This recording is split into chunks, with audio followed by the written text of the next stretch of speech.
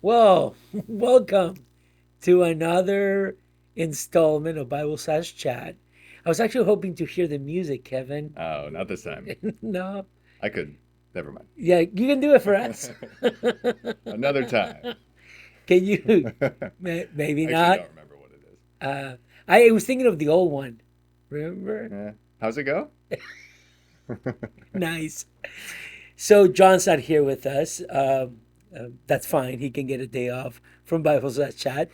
So when the cat's away, the mice will play, right? Always. So we have a great question, a fantastic question. I really want to. That's a very good question. We were actually talking about it, so we had some time to think through it, uh, which we usually don't get. I'm not saying who is in charge of that or who's not, but the question is this: how much of our struggles should we attribute to Satan versus the flesh in conversation with others? Yeah. Meaning this, so um, you are struggling with a sin, right? You're impatient. Right? That's a great question. Everybody's impatient in some way or another. And you can just say, well, the devil made me do it, which most people don't say, but they say things like, well, I'm coming up with, Yeah. fight against the kingdom of darkness. Yeah, yeah. Or instead of saying, you know what, I am the one who was Right. impatient. I need to repent. Yeah. Uh, so how would you answer that? Yeah, it's such a good question because it depends on what circles you're in usually. It's communities usually skew one way or the other. Yeah. I think more charismatic circles are more prone to highlighting the demonic element of things, Mm. whereas circles more conservative are going to be more emphatic on your own personal sin, your Yeah. own personal fleshly impulses, and things like that. When I look at scripture, it seems like a false choice. I mean, I think both are operative at the same time. I think Yeah. both are operative all the time. But what that means is, I think when it comes to what you would say in a conversation, I think it comes down to what you're trying to say. Like Yeah. what side Yeah. of that equation you're trying to highlight and why. Um, to explain, I think sometimes, as you mentioned, like people would attribute things to Satan in order to get it off of their own back. Yeah. Like, oh, the devil made me do Yeah. it, or something like that, to where it's his responsibility, not yours. The Bible would deny that in James 1 when it talks about each one is tempted when he is carried away and enticed by his own Yeah. lusts, Yeah. right? Yeah. And so Satan can be the tempter, and that's his own sin to do that. But we are always responsible. We're Yeah. always agents. We're always the one with agency in that equation. So, yeah, we know. I think, yeah, both elements are there. I think to highlight one, like Ephesians 6:10 through 12, our battle is not against flesh and blood, but against the principalities and things that are demonic, right? And 1 John 2:16 and 5:19, we see the whole world lies in the power of the Yeah. evil one.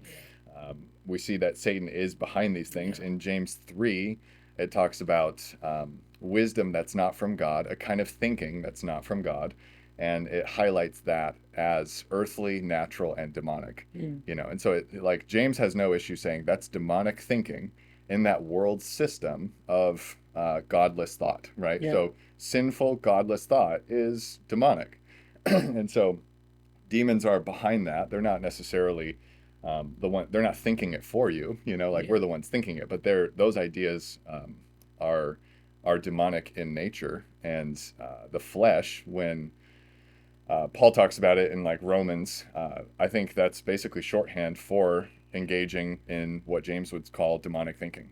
So it's fleshly, it's non-spiritual, it's not living according to the Spirit of God. It's living according to a different spirit, Yeah. which is ultimately demonic in nature. So I think that kind of awareness of what we're talking about helps us understand, well, okay, if you're going to highlight the flesh, if you're in a conversation, I don't think either one's wrong. I don't think saying one denies the other.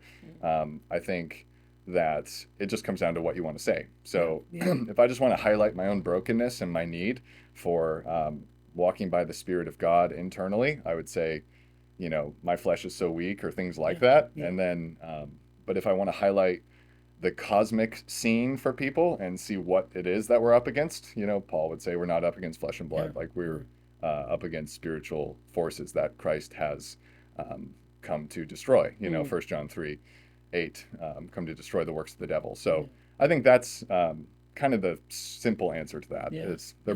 they're both there. It's just a matter of which one you want to point at and Yeah. why.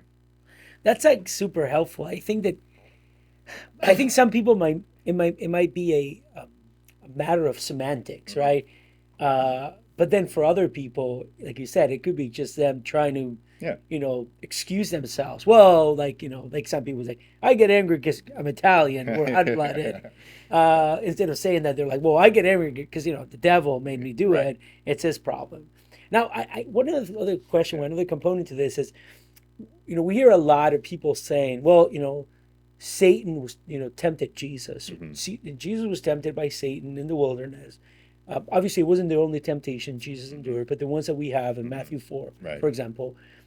So, in the same way he's tempted, we are tempted by Satan. Um, how can we answer that in a biblical way, knowing that obviously we're tempted by our flesh? So how can we answer Yeah. that question? Yeah, I think on the demonic element of it, the demonic side, there is a similarity, right? Like Mm. Satan tempts us, he tempts Christ in similar ways. The distinction is in that spiritual component inside us, which is the flesh, which is that the weak infrastructure of our living not according to the Spirit of God. Mm. Christ was always strong because he was always living Yeah. according to the Spirit. We have an internal pull, an internal thought process where we give. Um, credence to sinful ideas, and so Satan has his hooks in us in that way, Yeah. where I might already sinfully desire something, and then he'll pull on that more and more and more to try to get that to entice us into action or things Mm. like that. So he'll try to exacerbate those things, but yeah, I think that's it's helpful to see like Christ did not have any internal pull towards sin. All the temptation was external to him. And what's interesting is even the temptations in like Matthew 4, they are temptations towards things that are good Mm. in themselves for Christ, like eating, Mm. Yeah. and like showing his authority as king and Yeah. things like that.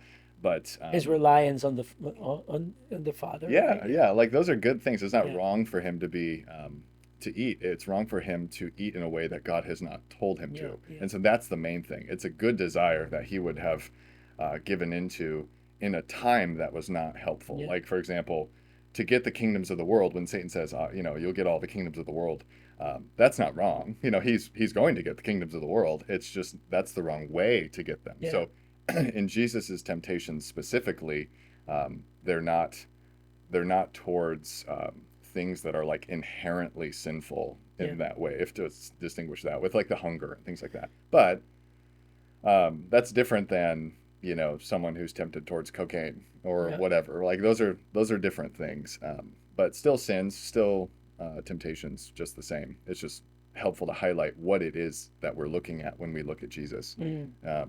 He was tempted in those lust of the flesh, lust of the eyes, pride of Yeah. life ways, which are the Yeah. big biblical categories, Yeah. but he doesn't have that um, internal pull Yeah. towards some vice that Yeah. we would have. But still, we are told in Hebrews that he can empathize with us, right? Yeah, sympathy. Yeah, the sympathizing. So he is that high priest who said no to sin. Yeah, yeah, So is that an unfair way? I know we're going long yeah, form yeah. on No, it's this, good. but I was thinking about that. Would that be unfair for because he doesn't have that pull like I do, but still he can empathize with me because he's been tempted in every way. Yeah, I think the when we see that temptation comes externally, it's like the internal temptation is really just like a degree to which we are already giving into it, Mm. and then we're fighting it like in our own souls. Whereas for him, he was fighting it from a strong Mm. like internal state, and so the external temptation. I mean, he was tempted all the way through his life, and Yeah. he never gave in, and so it's showing the strength with which he resists temptation. So he's actually stronger than all of Yeah. us, Yeah. and he resists sin a lot more than all of Yeah. us. We might feel temptation more, or we might think we feel temptation more because we are giving into it. And we feel Yeah. its pull that way. But actually, he felt I think its pull from an external sense more because it was always on him. I mean, Yeah. to not sin in any direction or thought ever for Yeah. 33 years, That's amazing. that's crazy. Yeah, that's Like, amazing. and to have Satan himself, who's not omnipresent, Yeah. like Satan is, I know we talk like that, like Satan's tempting me and things like that. I think it's fair to talk about it like that. But Satan himself is not omnipresent, so he has to pick one person Yeah. or one group of people, Yeah. and Satan himself was coming after Jesus, Yeah. and we realize like, oh, okay, Yeah. this is a big showdown Yeah, here, it and so is. for his entire life, Satan was coming after him, and Yeah. Christ was from a position of strength resisting him, Yeah, which which is is incredible. amazing. Yeah, Incredible. Yeah. Yeah. That's super so helpful. good. Thank you. So I want to, maybe we should do another one in the future on just like knowing all of this, how do we resist Yeah, temptation, that's so right? good. Because I think that that's, if we were going long form, we Yeah, probably, that would be the next question that we would ask. that's So good. thank you, Part Kevin. two. Yeah, you're super helpful. Thank you. If you have any questions, you can always email us at info@faithbibleoc.org, right? Good. Got it right. See you in the next one.